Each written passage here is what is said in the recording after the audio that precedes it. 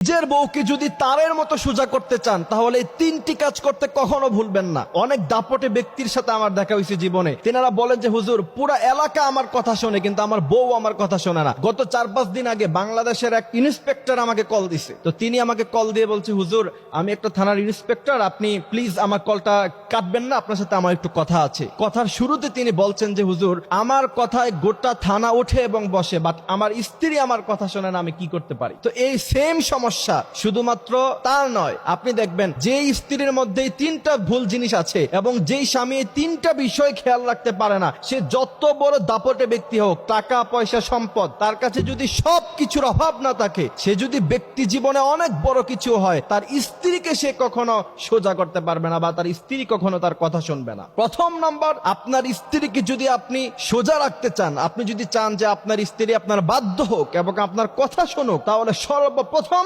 আপনার যে কাজটা করতে হবে সেটা হচ্ছে স্মার্টফোন আপনার স্ত্রীর কাছে দেয়া যাবে না। এবং এটা আমার অভিজ্ঞতা থেকে বলছি, আজকে 2 বছরের ওয়াজের ময়দানে আমার যে অভিজ্ঞতা হয়েছে, মানুষ যেই পরিমাণ আমাকে কল দেয় দাম্পত্য জীবনে শুধুমাত্র তার স্ত্রী তার কথা শোনে না, তার প্রথম নাম্বার কারণ হচ্ছে একটা স্মার্টফোন থাকে, স্বামীর সাথে একটু থেকে একটু ঝগড়া হলেই অন্য ছেলেদের সাথে মেসেজ করা শুরু করে দেয়। কিছু কিছু মেয়ে আছে, সবাই এমন নয়, আমি সবাইকে দোষ দিচ্ছি না। এই জন্য আপনি যদি চান আপনার স্ত্রী ভালো থাকুক এবং আপনার বাধ্য থাকুক, সর্বপ্রথম কাজ হচ্ছে আপনার স্ত্রীকে আপনি স্মার্টফোন দিবেন না। এবং যেই সমস্ত ছেলেরা এখনো পর্যন্ত বিয়ে করো নাই, তোমাদের কাছে আমার রিকোয়েস্ট হলো তোমরা বিয়ে করার আগে তোমার বউকে, তোমার স্ত্রীকে এই কন্ডিশন দিয়ে বিয়ে করবা যে আমার কাছে বিয়ে হলে আমি তোমাকে স্মার্টফোন আজীবন কোনোদিন চালাইতে দিব না। যদি এই শর্তে রাজি হয় তাহলে বিয়ে করো, আর না হলে বিয়েই করার প্রয়োজন নাই, অন্য মেয়ে ভালো মেয়ে খুঁজে তারপর বিয়ে করো। কারণ স্মার্টফোনের কারণে মানুষ যেই পরিমাণ পরকিয়া করতেছে আপনি কল্পনা করতে পারবেন না। বাংলাদেশে আজকে নিউজগুলোর দিকে আপনি তাকান, নিউজের মধ্যে আপনি দেখবেন 40 বছর 50 বছরের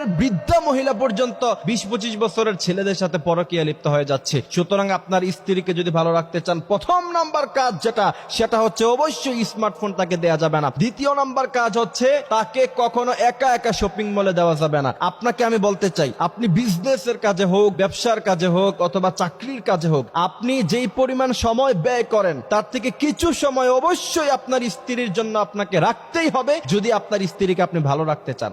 এখন আপনি সারা মাস চাকরি নিয়ে ব্যস্ত, সারা মাস ব্যবসা নিয়ে ব্যস্ত, স্ত্রীর হক আদায় করলেন না, এটা খুব স্বাভাবিকতার কথা যে আপনার স্ত্রী পরকিয়া করবে বা আপনার বাধ্য হবে না, আপনার কথা সে শুনবে না, এটা খুব স্বাভাবিক কথা। আপনি আপনার স্ত্রীকে যথেষ্ট পরিমাণ সময় অবশ্যই দিতে হবে। আর বর্তমান সময়ের মেয়েরা তো একটু বেশি চালাক, স্বামীর কাছে একটু বেশি সময় চায়, বেশি সময় চাইলে বেশি সময় দেন, তাও আপনার স্ত্রীকে নিজের করে রাখেন, আপনার স্ত্রী যেন অন্য কারো না হয়ে যায়। এই জন্য দ্বিতীয় নাম্বার কাজ হচ্ছে কখনো শপিং মলে গেলে অথবা বাজার হাটে গেলে নিজে তাকে নিয়ে যাবেন, একা একা কখনো ছাড়বেন না।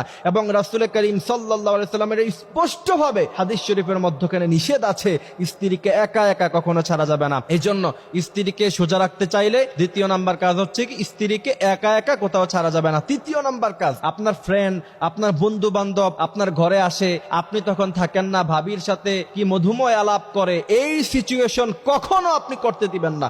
একবার, দুইবার, তিনবার, তৃতীয়বার এটা নরমালাইজেশন হয়ে যায়, তখন দেখা যায় আপনারই বন্ধুর সাথে আপনার স্ত্রী পরকীয়া করতেছে, আপনি নিজেও জানেন না। এবং একটা জিনিস মনে রাখবেন, একজন স্ত্রীর কাছে যখন দ্বিতীয় অপশন থাকে, যখন তার কাছে এই অপশনটা থাকবে যে আপনার কাছ থেকে সে চলে গেলে আরেকটি জায়গায় তার ঠাঁই হবে, আরেকটি জায়গায় সে যাইতে পারবে, যে যেতে পারবে কি পারবে না অথবা অন্য কোন লোক তাকে গ্রহণ করবে কি করবে না, ওইটুকু চিন্তা সে করবে না। তার কাছে যদি ওইরকম কোন রাস্তা থাকে, ওই সময় সে আপনাকে কখনোই মূল্যায়ন করবে না বা আপনার কথার গুরুত্ব সে দিবে না। একজন স্ত্রী যখন জানবে যে আমার স্বামী ছাড়া আমার যাওয়ার কোথাও ঠাঁই নাই, সে যখন এইটা জানবে তখন সে আপনার সব কথা মানবে এবং সে সহজ থাকবে, সোজা থাকবে। কিন্তু তার কাছে যখন হাজারো অপশন থাকবে, আপনি যখন তাকে নরমালাইজেশন করে দিলেন, সবার সাথে মিষ্টি সুযোগ দিয়ে দিলেন, তখন সে আপনার কাছে, সে যখন চিন্তা করবে যে আমার স্বামীর কাছে আমি না থাকলে আমি অন্য কারো কাছে চলে যাব, সে রাস্তা আমার কাছে আছে, তখনই একজন স্ত্রী ঘাট তারামি করে আর আপনাদের সাথে খারাপ ব্যবহার করে। এই জন্য প্রিয় ভাইয়েরা আমার, বিষয়গুলি বাস্তব অভিজ্ঞতা থেকে বলছি, যদি বিশ্বাস না হয় তাহলে দিনটা ভুল কাজ করে দেখেন যে আপনার স্ত্রীকে আপনি রাখতে পারবেন না, কিছুদিনের মধ্যে এটার ফলাফল পেয়ে যাবেন। আর যদি কথাগুলি মানতে পারেন তাহলে দেখবেন পজিটিভ ফলাফল ইনশাআল্লাহ কিছুদিনের মধ্যখানে পাবেন।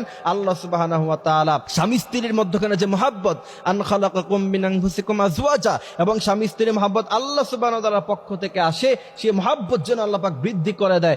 এবং আল্লাহ রাসূল বলছেন, কোন স্ত্রী যদি কোন স্বামীর দিকে তাকায় মুচকি হাসি দেয়, সেটা নফল নামাজ নামাজ পড়লে যেই পরিমাণ সওয়াব পাওয়ার কথা সেই পরিমাণ সওয়াব আল্লাহ দেয়, এবং কোন স্বামী যদি স্ত্রীর দিকে তাকায় হাসি দেয় সেটাকেও আল্লাহ পাক সওয়াবের কাতারে দাঁড়া করাইয়া দেয়, এবং আল্লাহ পাক তাদের উপরে খুশি হয়ে যায়। সুতরাং দাম্পত্য জীবনে সুখী হতে চাইলে ইসলামকে পিছনে ফেলার কোনো রাস্তা নাই।